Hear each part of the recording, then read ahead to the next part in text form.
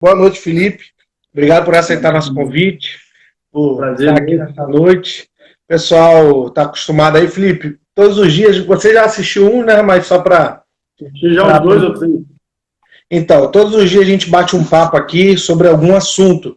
Aí eu peço sempre para alguém vir aqui conversar, a gente ir tocando a bola aqui e falando sobre coisas de Deus, da vida, para gerar esperança, gerar ânimo, animar o povo que está em casa. E a gente sabe que é um período complicado, onde as pessoas ficam distantes uma das outras, não podem se abraçar, se cumprimentar. Isso traz tristeza, depressão, ansiedade. E aí a gente gerou essa live aqui diária para poder dar um momento de paz e esperança.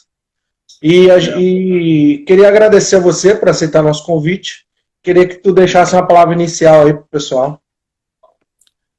Primeiro, agradecer a você também pelo convite, saber que nós estamos num tempo no qual só a palavra de Deus mesmo que pode nos confortar, nos animar, nos dar ânimo, fazer com que a gente busque a Deus nesse momento, varrer e limpar o quarto e o lugar secreto, que às vezes estava lá cheio de poeira, né?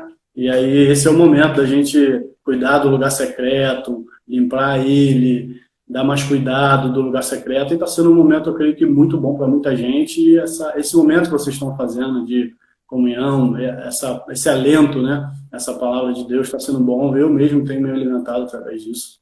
Eu queria que você falasse um pouco de quem você é, o que você faz. Eu sei que você pratica um esporte, mas nem todo mundo sabe. Queria que você falasse também, explicasse um pouco como isso cabe dentro da tua fé, como você consegue conciliar esse esporte dentro da fé e explicasse um pouco pra gente aí. Conta aí. Nocaute vodka que botaram aí o Tang. É isso aí mesmo. Bate pesadão. Então, hoje eu tenho o prazer de estar como atleta, né? 100% como atleta, 100% como empresário. E 100% como também de Deus. E através do esporte eu consigo fazer um projeto social, né?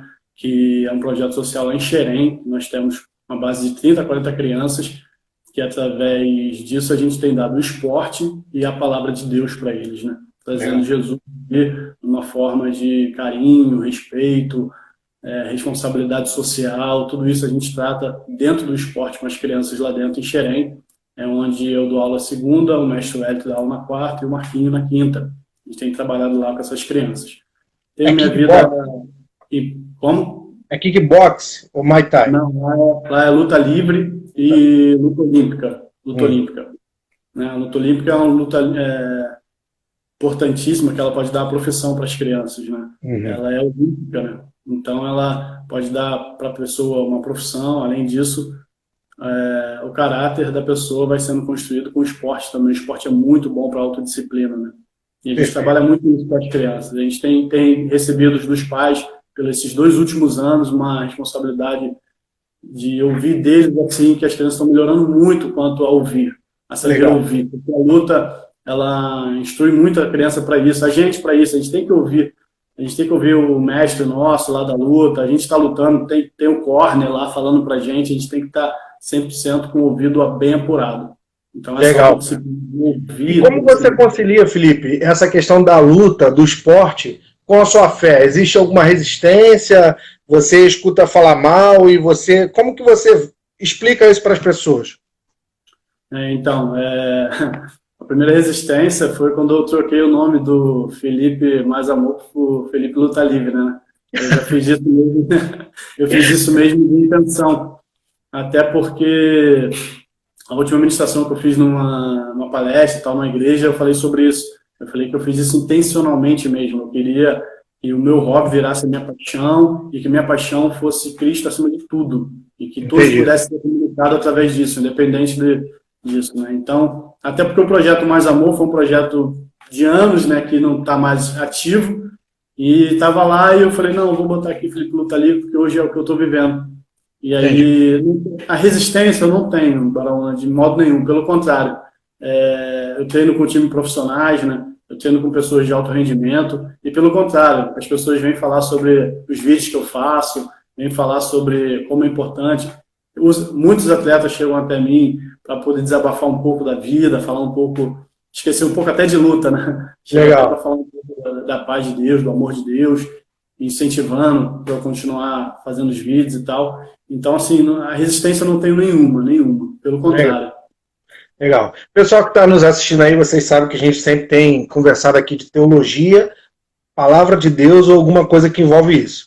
E nessa noite eu convidei o Felipe para a gente conversar um pouco a respeito da paz. Porque o Felipe, ele também faz vídeos, não é, Felipe? Você produz alguns vídeos, que é o Pensando Bem, não é isso? Pensando bem. Pensando Bem. E você fez esses dias, recentemente, um vídeo que você fala sobre a paz. Então, assim, eu queria que a gente iniciasse agora esse papo. A gente vai conversar sobre alguns textos da Palavra de Deus. Mas antes de entrar sobre propriamente na teologia, na Bíblia, eu queria que você falasse um pouco do condicionamento físico, do esporte, que ajuda na mente e na busca por uma disciplina e uma paz. Então, vamos lá. Esse lance de paz, né? Ele está totalmente ligado a corpo e alma, né? E aí a gente vai trabalhar corpo, alma e espírito hoje, né? E a gente vai fazer aquele parâmetro do corpo, alma e o espírito sendo o amparo da alma e do corpo. Mas a gente sabe que tudo é interligado em relação à alma e corpo. Quando o teu corpo não está bem, a tua alma ela logo se evidencia. E quando você não tem uma emoção muito bem preparada, isso interfere em tudo na sua vida. Então, para atleta, a gente precisa trabalhar o corpo. Pauleira, o que a gente diz chorar sangue, né? Chorar sangue de lágrimas, de suor, diariamente. Mas não adianta nada você ter um bom rendimento, você ter um corpo saudável, você está muito bom e muito bem preparado se a sua mente, na hora da competição, não está sadia, brother. Isso aí eu acho que no dia da competição, o teu rendimento é 70% mente e 30% esforço. Aí depois que você já está na luta, é que existe um equilíbrio. Aí quando você já passa alguns momentos ali, porque o primeiro momento que você vai enfrentar alguém ali é tenso, é sinistro. Coração a mil, adrenalina a mil, e se você não souber equilibrar isso, se você não tiver bem com as suas emoções, isso aí vai te arrebentar. Então assim, 50%, 60% ou talvez até 70% do desenvolvimento, do desempenho frente a uma batalha está na mente, né? A paz de espírito, na paz mental. E no começo da batalha, aumenta muito mais a mente do que o corpo. Depois que isso vai equilibrar, depois que você já está na batalha, já está lutando ali, já está competindo, aí equilibra, sabe? Aí você vai em picos de 40% mente, 50% esforço, 60% esforço, 40% mente, e vai ali, 50-50, sua mente trabalhando o que eu tenho que fazer, como é que eu tenho que desenvolver, como é que eu tenho que fazer, onde é que eu tenho que fugir, e que tipo de força eu vou aplicar agora e tal, que golpe, como é que eu tô... Porque às vezes a gente está em apuro, né? Você está ali sofrendo apuros e você tem que pensar em sair do apuro e encaixar uma nova posição para você sair daquilo. Então, está totalmente interligado, mas o começo é muito mais mente do que força, né? Do que você estar ali bem preparado. Na psicologia, a gente fala muito da serotonina, né? Que são os elementos, as funções do cérebro, que elas trabalham através das sinapses, que tem dentro do nosso organismo, os neurônios, e elas vão transferindo para o nosso cérebro uma sensação de prazer, de bem-estar, de tranquilidade. E o esporte ele ajuda no desenvolvimento e na produção de serotonina, né?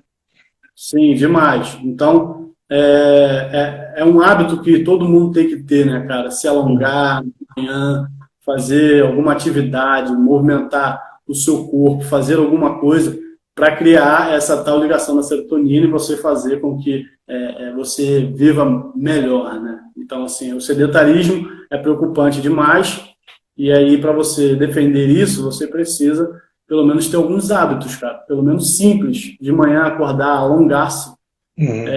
Pelo menos fazer uma caminhada ao chegar do trabalho, tentar fazer alguma caminhada. Antes de dormir, se alongar de novo. Isso é muito bom para a mente. A tua mente vai reagir bem melhor, você vai viver mais disposto. O que seria ao contrário, né? A gente pensa que, vou me exercitar, vou fazer, vou acordar cansado. Mas o hábito, quando você cria isso, o teu corpo pede. E você começa a ficar mais disposto. Entendi. Você torna parte da rotina, né? Sim, o Fabinho, ele deixou uma pergunta aí para você, Felipe. A gente já pode pegar essa pergunta antes de mudar de assunto. Por isso que alguns atletas meditam antes de entrar na luta? Sim, é isso aí. Porque ali você está enfrentando o teu eu.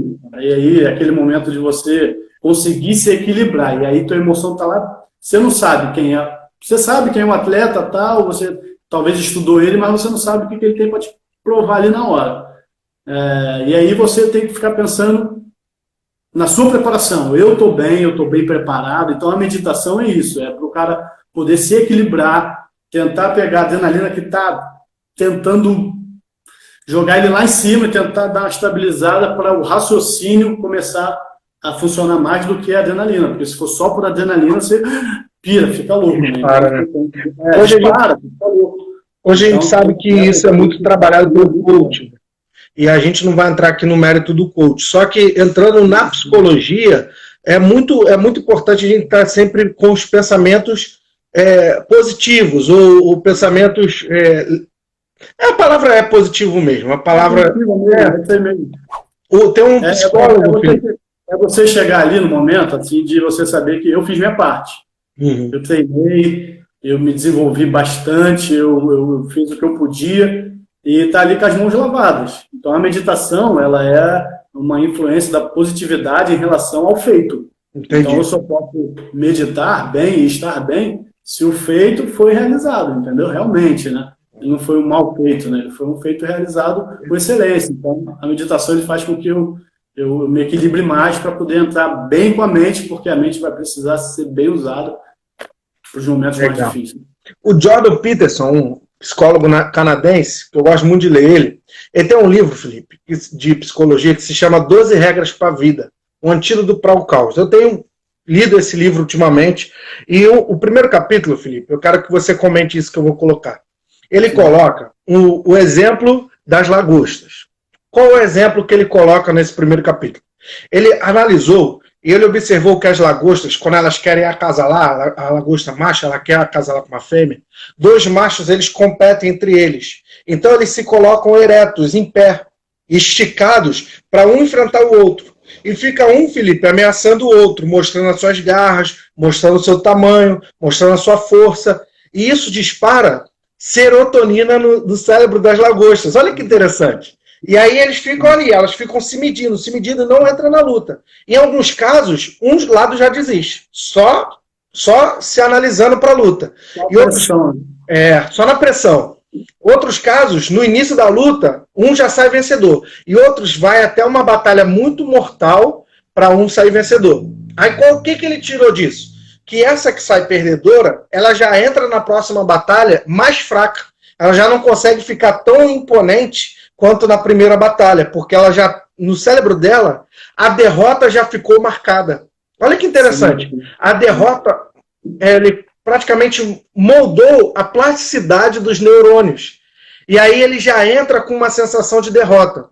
Aí, trazendo para o ser humano, o que ele diz? A lagosta, quando ela quer vencer, ela se coloca ereta. Segundo a teoria da serotonina e a questão da postura dele, o que ele fala? Se a gente se colocar ereto, se ter uma postura correta, olhar as pessoas nos olhos, estar sempre com a cabeça erguida numa posição correta, isso vai dispensar serotonina para o teu cérebro e você vai enfrentar os desafios da vida melhor do que se você estiver sempre negativo. Aí ele conclui dizendo que quando você perde batalhas, nós corremos o risco dessas derrotas moldar o nosso cérebro para derrotas e a gente entrar num ciclo vicioso de cérebro derrotado. Então ele fala, então treine a sua mente para que você tenha uma mente de campeão, de vencedor. É mais ou menos isso que você está dizendo, né? Muito bom essa colocação que você... Pô, muito bom. Eu quero falar o seguinte, Barão. A questão da derrota para o atleta, ela é pesadíssima, cara. Se o cara não souber lidar com a perda, com a derrota, ele cria essa tal lacuna aí. E a gente está sempre mais próximo daquilo que a gente pensa. Né? Então, se a gente pensa muito sobre a última competição que a gente perdeu, e a gente está trilhando um caminho só para derrotar, para vencer aquele cara que perdeu, e não para vencer nós mesmos, a gente treina... Existem dois tipos de treinamento que você pode fazer. Você pode treinar para se aperfeiçoar e melhorar todos os dias, ou só para corrigir um erro. E aí você fica tão concatenado aquilo lá, que o mais próximo está a perda. Legal. Então a sua mente não está positiva, a sua mente está próxima de uma perda, de você não conseguir vencer. Você já está com menos um para lutar, você já não está na estaca zero. Então, se o atleta ele não conseguir fazer a positividade, ele conseguir vencer a sua frustração, o seu passado, é aquilo que a gente sabe, né, cara? Quem não vive um passado bem resolvido, está vivendo um mal presente e interrompendo o futuro. Perfeito. Né? Então ele não vive o presente bem porque ele está lá agarrado com o passado, querendo treinar só para vencer, e às vezes vencer um detalhe dele que ele perdeu ali e tal, e aquele detalhe não era nem para ele esquecer, era para ele passar por cima e vencer aquilo, esquecer aquilo e entrar na luta zerado, e não com menos um do passado. Né? Então, para tu ver, né? A luta, a competição e a psicologia, elas dialogam, né? Dialogam perfeitamente. Deixa eu só indicar, Felipe. O pessoal está perguntando qual é o livro. É esse daqui, ó. 12 Regras para a Vida, de Jordan Peterson. O Antídoto para o Caos. E logo no primeiro capítulo, Felipe, ele já deixa até... É muito interessante isso aqui, ele deixa até uma gravura aqui. Aqui, introdução. Deixa eu só achar para mostrar para vocês. Que é muito interessante. Aqui, não sei se vai dar para ver. Tá vendo? Quem quiser pode fazer uma carteirinha na biblioteca do Baraúna, hein? Nunca! Isso é ruim de prestar ali.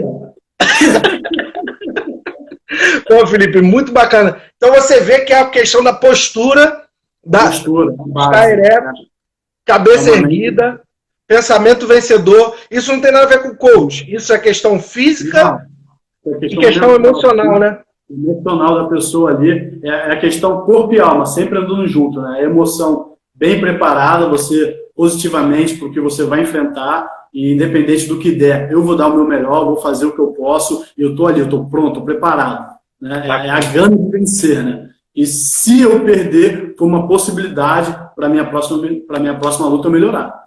Né? Ó, então, o Tang deixou aí, ó. Na fé cristã, a derrota nos eleva ou nos rebaixa na hora de continuarmos prosseguindo a nossa caminhada. Fica à vontade aí, Felipe. Então, vamos lá, né? A gente aprende com Jesus isso, né, cara? Na cruz. Olha aí. Ó.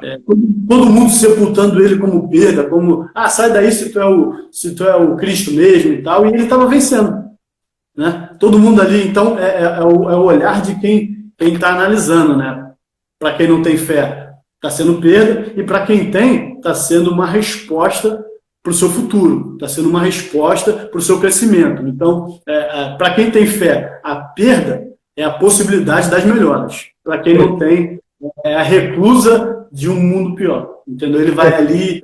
a lagosta, né? A lagosta já entra negativa, já entra menor, então você vai viver ou lagosta ereta ou lagosta que só perdeu e vai perdendo, e vai diminuindo, e vai diminuindo.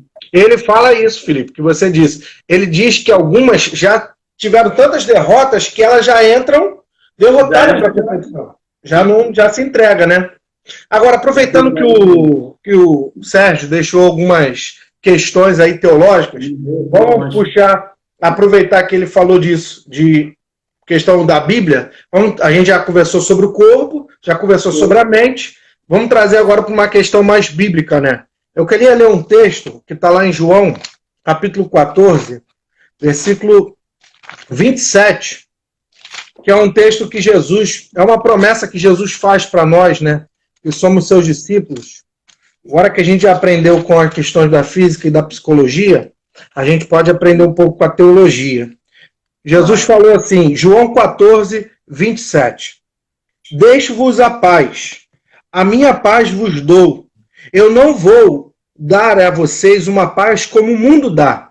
Não se turbe o vosso coração, nem fique atemorizados. E eu acho que nesse tempo que a gente está vivendo, Felipe, tempo de Covid-19, coronavírus, distanciamentos, enclausuramento dentro das casas, os nossos corações estão ficando atemorizados, assustados, e estamos ansiosos. E carecemos, além de uma boa postura e de uma boa mente, de uma paz que exceda isso. Eu acho que a paz de Jesus ela vem nos auxiliar nesse momento.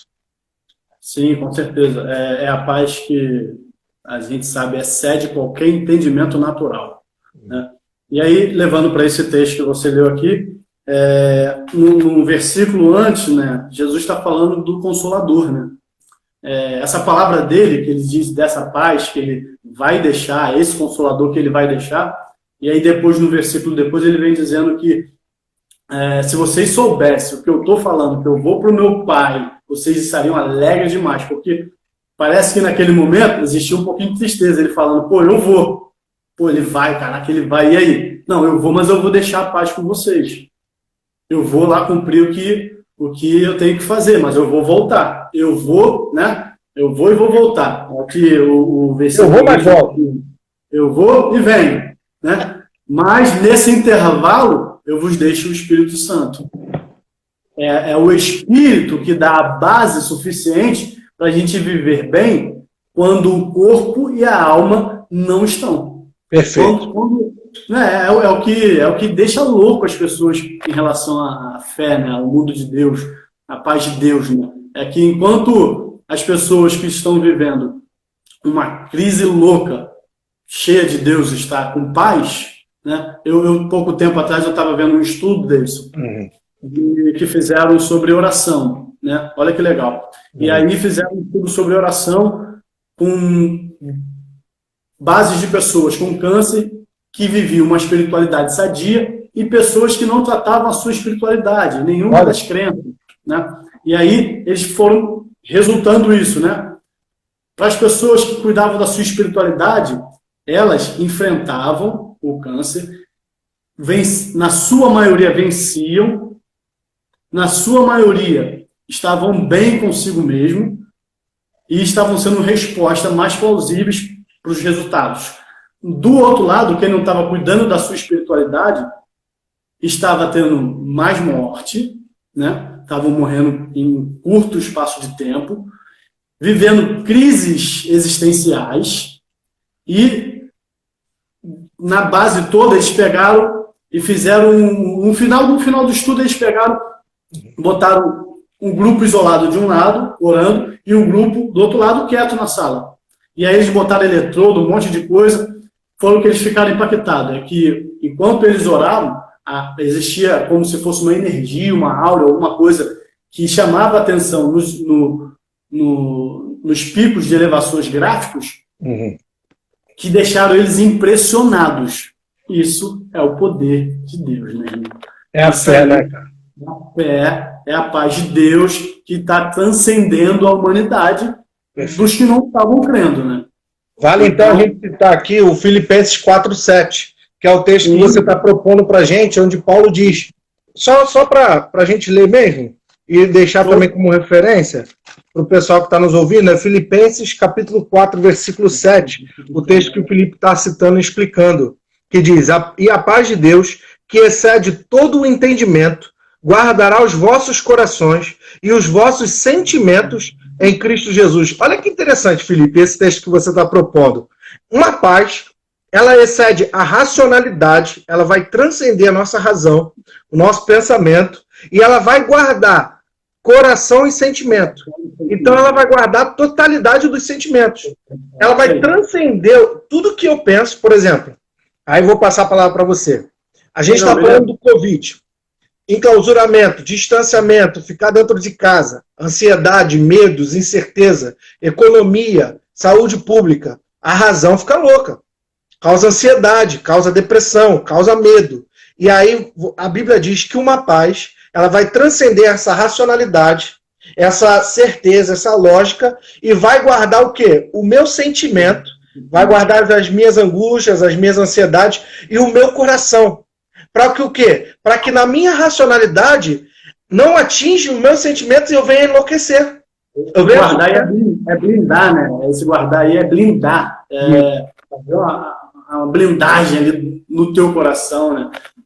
Permitir com que você não entre em crise. Isso aí. A palavra aí é essa aí mesmo. É muito interessante notar, Felipe, vou passar a palavra para você, que o que o texto está propondo é exatamente o que você falou sobre João 14:27. Que a paz de Deus, que excede todo o entendimento, é estar em Jesus e com Jesus. Essa é a verdadeira paz. É estar na presença de Jesus e com Jesus. A gente vai ter que ir para Romanos 5:1. Isso aí. Calma aí. E a gente, eu queria falar sobre esse sentido da paz, né? Então, existe a paz que eu posso criar, né? E aí todo mundo está tentando criar essa paz. Exemplo, pessoas pagam mais caro pelo seu condomínio para tentar ter paz, para poder estar cercado de câmera, de um monte de coisa, mas essa não é a paz que Deus dá. A gente pode fazer de tudo. Pessoas tentam comprar uma cama king size com molas da NASA para tentar ter um sono, para tentar ter paz, e não é o dinheiro que compra. Né? Então, existe uma paz que a gente pode tentar negociar, uma paz momentânea, o do sono, o do lazer, de comprar uma casa grande, confortável, mas uma coisa é ter casa, outra coisa é ter lar. Boa, cara. E existe uma paz que é incomprável, que é essa paz aí de Filipenses 4:7, que é a paz que dinheiro nenhum compra, irmão. É a paz que só lá em Salmos diz: provai e vede que o Senhor é bom. É a paz que só vai saber quem prova, brother. Muito bom, Felipe. Só vai saber quem prova dessa paz, quem prova desse Jesus, quem prova desse Deus, quem prova desse Espírito Santo. E aqui eu acho que... E a gente pode desenvolver ainda mais isso, Felipe, seguindo a tua linha, não querendo aumentar, mas corroborar. Vem que eu gosto. A gente gosta, né? Isso fala de proximidade, de estar com alguém quando parece que estamos abandonados. Porque o próprio Cristo teve esse sentimento no Getsemane, teve esse sentimento na cruz. Pai, por que me abandonaste? E é o momento que a gente pode se sentir assim. O momento que estamos vivendo no mundo todo, em que a gente não pode se pegar, se tocar, onde a gente não pode se acariciar, pode vir a acontecer, e quem está nos ouvindo, e em nós, sentimentos de abandono, sentimentos de esquecimento. E aí a paz... Solidão não é ausência de gente, de pessoas. Isso aí. Eu posso estar com um monte de gente e está só. E está só. E aí que está. A paz é estar com Jesus. É crer que Ele está conosco todos os dias até a consumação dos séculos. Quando a gente vai orar e quando a gente vive uma vida cristã, Felipe, com o pensamento de que Cristo está conosco até a consumação dos séculos, uma paz toma conta de nós. Ele cuida de nós, Ele está comigo. A paz segurança, né? A paz alento, a paz segurança, a paz repouso, né? Isso aí. Eu brinco assim porque eu falo que a paz ela tem vários distintos, né? Tem a paz repouso, a paz amor, né? Então, essa aí que você está falando mesmo. Eu vou ler aqui rapidinho, posso ler aqui? Romanos 5:1. E aí eu queria me ater nesse teu gancho que você pegou aí. Sendo, pois, justificado pela fé, temos paz com Deus por nosso Senhor Jesus Cristo, né? Ele bota com Deus. Cara, uma coisa que sempre me deixou apaixonadíssimo e muito impressionado pela pessoa de Jesus é que ele não é um Deus passivo. Ele é um Deus compassivo. Legal. Ele não é um Deus que passa. Ele não é um Deus que vê você no caos, vê você na tribulação, vê você passando essa crise toda, essa não existência, essa dificuldade, esse momento de turbilhão de informação e a tua mente ali, e uma vez que a tua mente começa a enlouquecer, teu corpo começa a padecer, e aí a espiritualidade, se não for sadia, não consegue controlar tudo isso. Ele não é um Deus que te vê e passa. Ele não é um Deus passivo. Ele é um Deus compassivo. Ele fica com. Uma vez que ele te vê assim, ele quer estar com você. Ele quer te dar a paz dele. Ele não é um Deus que se apaixona. Ele é um Deus que tem compaixão.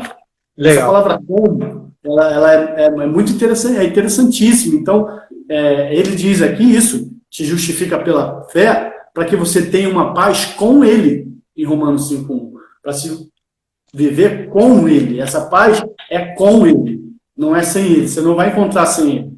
Não tem como se beber dessa água sem ele. Então, eu tenho muito dessa palavra com, sabe? Quando ele é compassivo, quando ele é com um amigo, quando ele tem compaixão. Ele está ali.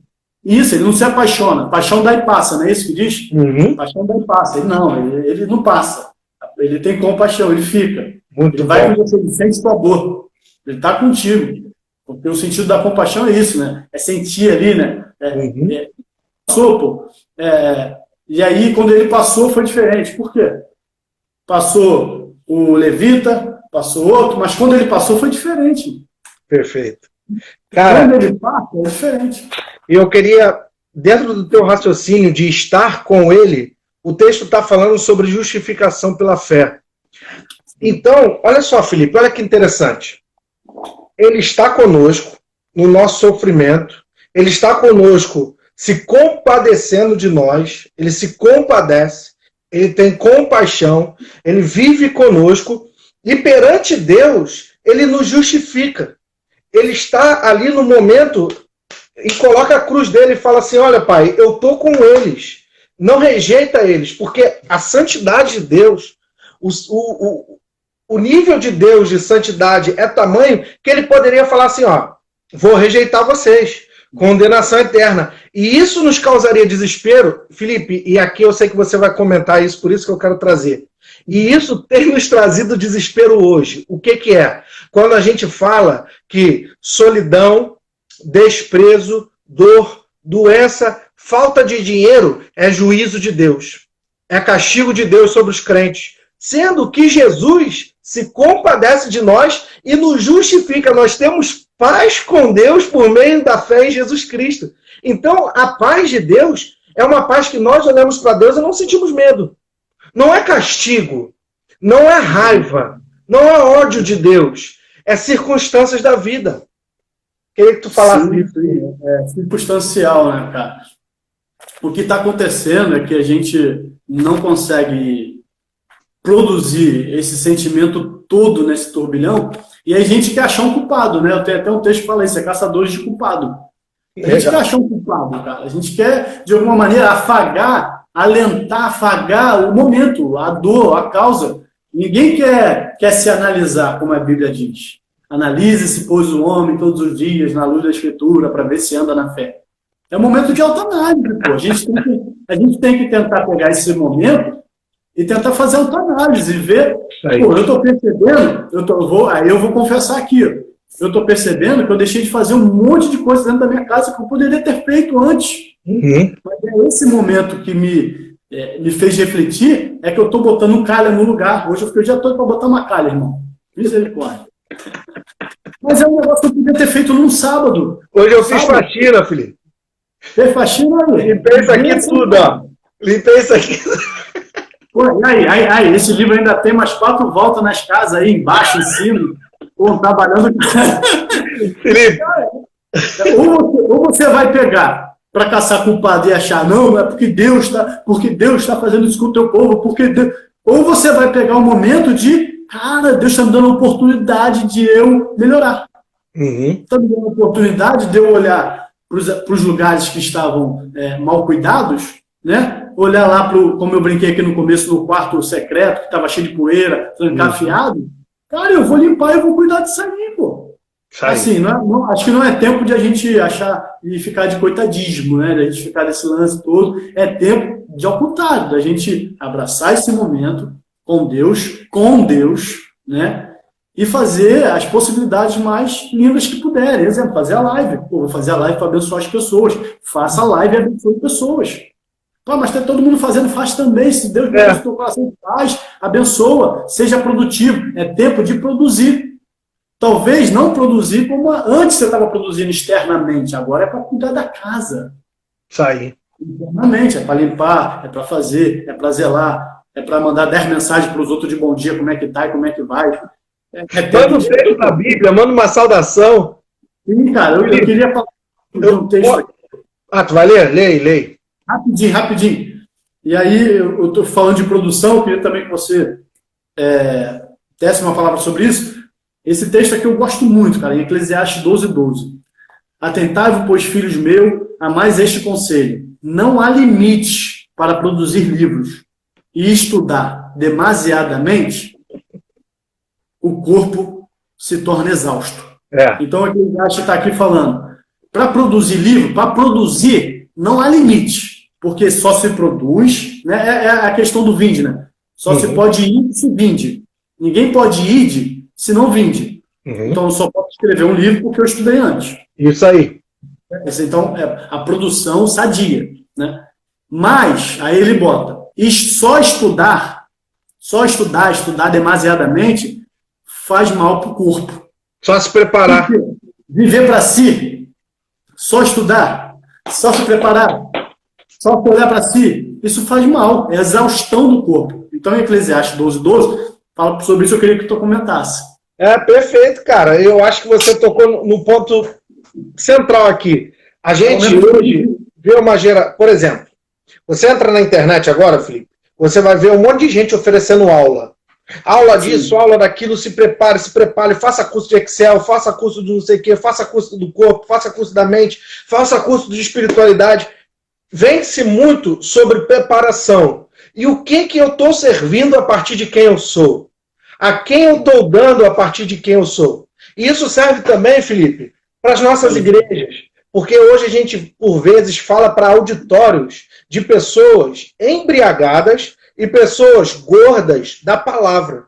Em que sentido? Porque são pessoas que estão todos os domingos sentadas no banco de manhã e de noite, se alimentando de palavras, avaliando, estão sempre querendo, e estão fazendo o quê com o que estão aprendendo? O que eles estão produzindo? Estão servindo a quem?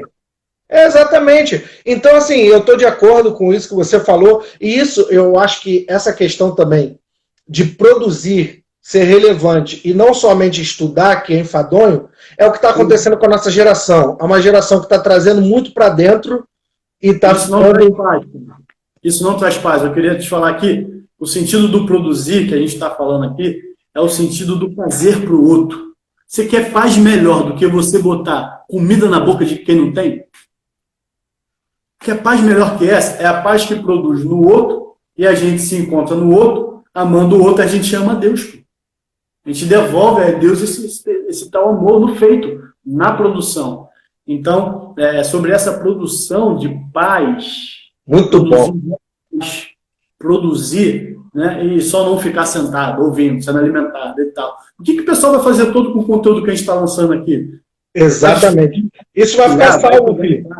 Eu vou salvar e vou publicar no meu perfil todinho aí. E o que a galera vai fazer com isso daí é que é a nossa pergunta. Não que vai fazer, vai explanar a gente. Não, o que você vai fazer com o conteúdo que foi jogado no teu coração? Com a palavra de Deus, a palavra rema. O que tu vai fazer com isso? Tu vai produzir ou vai ser exaustão? Vai pegar para você, vai entrar no teu coração, tá bom, valeu. E não vai passar adiante, não vai comunicar, e não vai escrever algo, e não vai tirar daqui uma frase e abençoar alguém, sabe? Então, isso gera paz em nós. Felipe, eu queria trazer um versículo sobre o que você estava falando de casa anteriormente. Está lá em Isaías 26:3. Olha só o que diz esse texto. Isaías 26:3. Tu conservas em paz aquele cuja mente está firmada em ti, porque ele confia em ti.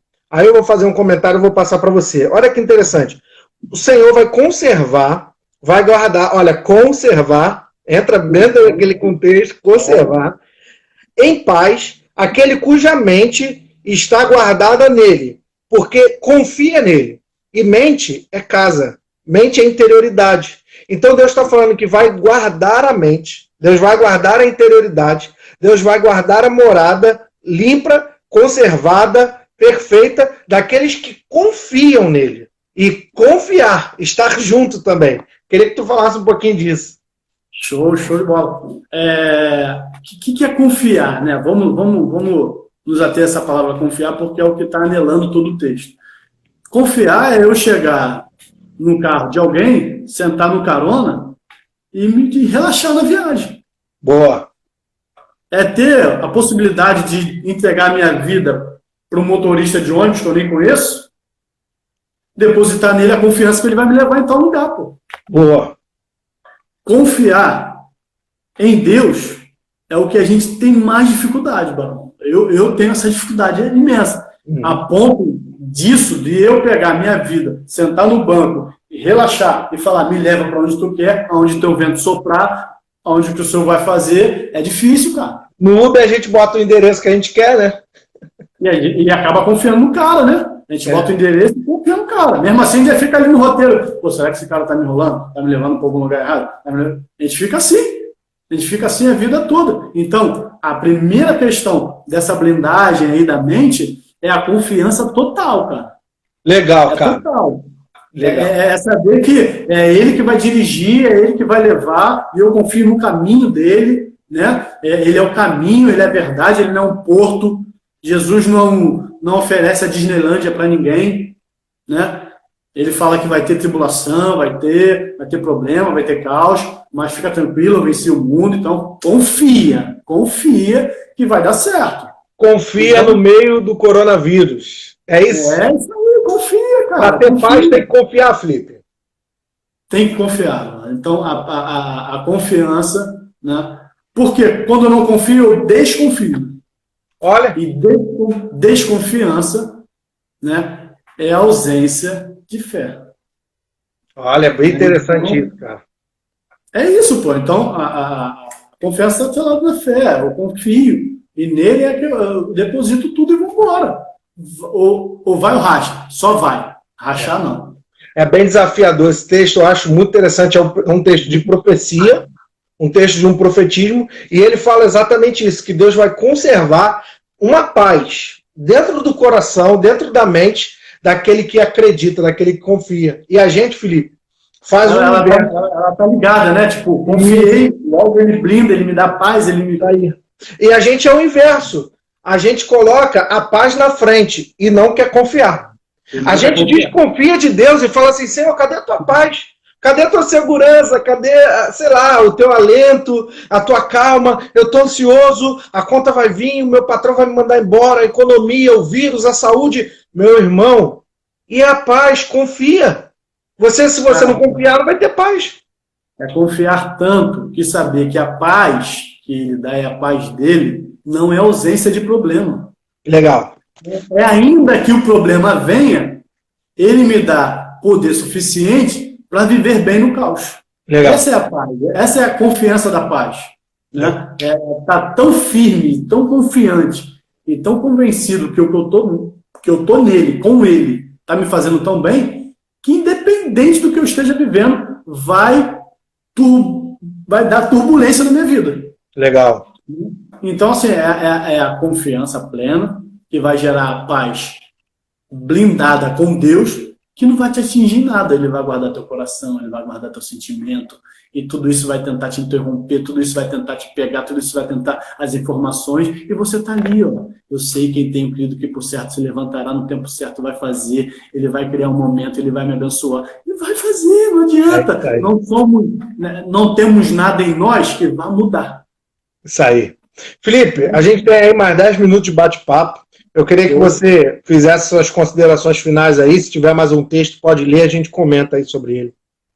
Beleza, não, eu queria agradecer a todos que participaram da live, que sejam profundamente abençoadas por Deus, que recebam essa palavra, que receba todo esse conhecimento que em nós também está sendo manutenção, está sendo feito aqui, a gente fala, a gente está aqui mantendo tudo que a gente fala, exercendo a paz que a gente quer, e que você pegue esses textos depois, o Barona vai deixar lá, pega esses textos depois, medita, como Paulo diz, rumina, né? Fica ruminando esses textos ali, ó, como é que o boi pega ali com a grama, ele fica ali ruminando bastante tempo até engolir, e que seja proveitoso para a tua vida, que esse momento, para todo mundo que é natural, é momento de pular, é momento de gritar, é momento, e você pega e viva no sobrenatural, momento de pensar, momento de refletir, de amar, de cuidar, de zelar, de confiar acima de tudo nele, e saber que a confiança nele é como Isaías diz, vai te blindar, vai te dar paz e vai te dar segurança. Para a gente fazer uma linha aqui, Felipe, eu vou fazer uma linha aqui, vou passar de novo para você. João vai falar que Cristo deu a paz dele. Filipenses, Paulo vai escrever que essa paz vai exceder todo o entendimento, que essa paz é a presença de Jesus, é a presença do Espírito Santo.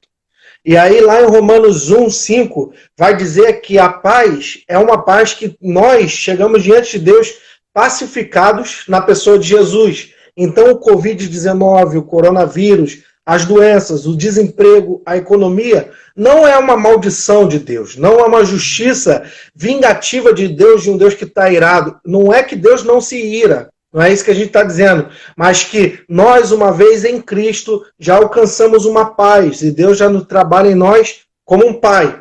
E aí nós vamos lá, seguindo a linha, trabalhar em Eclesiastes, que é o texto que você disse, que uma vez que nós estamos pacificados, nós temos que produzir mais do que engolir, e isso também tem muito a ver com o que a gente conversou lá no início, a respeito da produção, da postura, da serotonina, do enfrentar a vida, de estar sempre disponível. Por que acontece, Felipe? Tem muitas pessoas que elas querem a paz de Deus para ficar deitadas, para ficar vendo notícia, para ficar olhando, o Bolsonaro, o Witzel, a economia, o repórter. E isso vai deixando a pessoa para baixo. Então, Eclesiastes fala, se coloque em produção, se coloque em atividade. E, por fim, confiança. Uma vez que já estamos em atividade, colocamos a confiança em Deus, e aí, nessa confiança, ele mantém a nossa mente em paz e tranquila. Show de bola, perfeito essa análise aí que você fez aí da nossa conversa toda. E é isso, a paz de Deus, ela não vai te formar um parasita. Ela vai fazer com que você tenha um agente do ânimo. A paz de Deus é o agente do ânimo para te capacitar a se envolver na vida dos outros, com os outros, gerando paz. Tendo paz e gerando paz, né? Porque é gostoso, né? Tá todo mundo com um problema lá, brigando, não sei o que, e você chega, você não tá assim, não, tô tranquilo, tô com Deus, tô legal. Mas o que tá acontecendo? Como é que você não tá assim? Todo mundo tá... Não, calma aí, cara, vem cá que eu vou gerar isso aqui pra você. Isso aí, cara. A gente tem que ser agente de paz, um pacificador. Tu falou uma palavra muito importante, cara. Ter paz para ser parasita, para ficar dentro de casa, quietinho, curtindo a minha paz e tal, não é proveitoso. Isso aí é hippie, né? Isso daí não é evangelho. O Sérgio deixou uma pergunta aí para você, cara. Olha aí. Ser um pacificador é um desafio. Num tempo tão polarizado, o que vocês acham? É muito difícil mesmo. Mas o silêncio, né? O silêncio também é uma forma de gerar paz, né? Então, ser pacificador, às vezes é ter silêncio, porque se você comenta em um e comenta no outro, gera mais conflito, né? Tem uma palavra em Provérbios 30 que diz que quem muito espreme a manteiga acaba fazendo... deixa eu ver aqui se eu acho aqui. Vai falando, Barão. Beleza, eu vou falar aqui. Felipe, enquanto tu está procurando um texto aí, eu queria responder o Tang, queria até falar para você também, para quem está nos ouvindo. Ouçam isso com atenção. Tem um autor judeu chamado Amos Oz, faleceu recentemente. Ele escreveu um livro que diz Como Curar um Fanático. É o nome desse livro, Felipe. E ele diz nesse livro o seguinte: a paz não é o oposto da guerra. A paz é o oposto da agressão. Olha que interessante, Felipe, eu já vou te passar a palavra. Amos Oz, ele diz isso. A paz não é o oposto da guerra. A paz é o oposto da agressão. Por quê? Porque você está em paz com a outra pessoa. A outra pessoa lhe agride, você tem que gerar guerra para se proteger. Aí ele usa o exemplo, porque ele é judeu, ele usa o exemplo de Hitler. Ele diz que Hitler estava dominando a Europa, estava matando os judeus. Ele acabou com a paz através da agressão. E aí, para gerar a paz novamente, foi necessário guerra. Então ele conclui dizendo o quê? Que a paz não é contrário da guerra. Às vezes é necessária a guerra para se gerar paz. A paz é contrário da agressão. Se você puder não agredir, não agrida. Tenha paz com todos. Foi o que Paulo disse, né? Se possível, tenha paz com todos. Agora, se não for possível, às vezes há uma guerra para voltar a ter a paz. Beleza. É verdade. O que eu queria falar aqui está em Provérbios 30, 33, que diz assim: porque o espremer do leite produz manteiga, e o espremer do nariz produz sangue, e o espremer da ira produz contenda. Olha. Né? Então, para a gente gerar essa paz e ser pacificador, às vezes a gente tem que gerar um silêncio, às vezes, ou gerar uma guerra da paz, a guerra do amor, né? Como o Denis falou. Então, vai haver momentos que vai ser preciso enfrentar e debater e se posicionar, e vai ter momentos que espremer vai ser pior e vai ser caótico. Então a gente pode fechar assim com o que o Amos Oz falou, né, Felipe? Que a paz ela é o contrário da agressão. Que, se possível, tenha paz com todos. Busque sempre a paz. Mas, se não for possível, a guerra em busca da paz. Aí você luta contra a agressão, você não luta contra a paz, certo? Queria que tu desse a palavra final aí sobre tudo que a gente conversou, Felipe. Tem que vir preparado, treinar muito, comer tatame, comer bíblia e cair para dentro, irmão. Bate pesadão. A vida é essa, né? Da mesma forma que a gente, como atleta, se exercita muito e repete muito para poder, no dia da necessidade e no dia que a gente precisar competir, fazer aquilo com eficácia, fazer aquilo com naturalidade, da mesma forma a gente tem que, todos os dias, trazer à memória as coisas que me dão boa esperança, gerar a paz, ser gerador de paz, ser alguém do amor, ser alguém que vai gerar e vai ter a paz com os outros. Então, tudo isso é uma questão de treinamento também. Bate pesadão, irmão. É isso aí mesmo. Legal, legal. Meu irmão, pessoal, eu queria fechar aqui, enquanto o pregador Lu canta Bate Pesadão, eu queria fechar agradecendo a você, Felipe. Obrigado por participar com a gente dessa live. Não parece, mas a gente conversou durante 1 hora aqui. O negócio passa muito rápido. Tem um contador aqui, falta 5 minutos para dar 1 hora sobre o nosso papo. E eu queria te agradecer.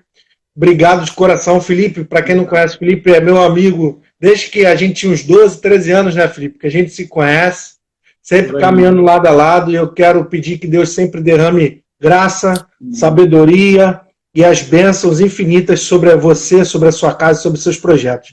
Obrigado por ter participado aqui com a gente, Felipe. Eu continuo sendo esse pastor aí que está gerando amor, gerando paz, gerando conhecimento, fazendo com que as pessoas tenham esse declínio para ter um tempo de ouvir e prestar atenção no que Deus tem para falar. Continua na tua batida, irmão, tu está excelentíssimo na tua batida, de anos, né, de agora, e você é o resultado do que você planta, brother. Você é um cara referência para mim, para muitos, né?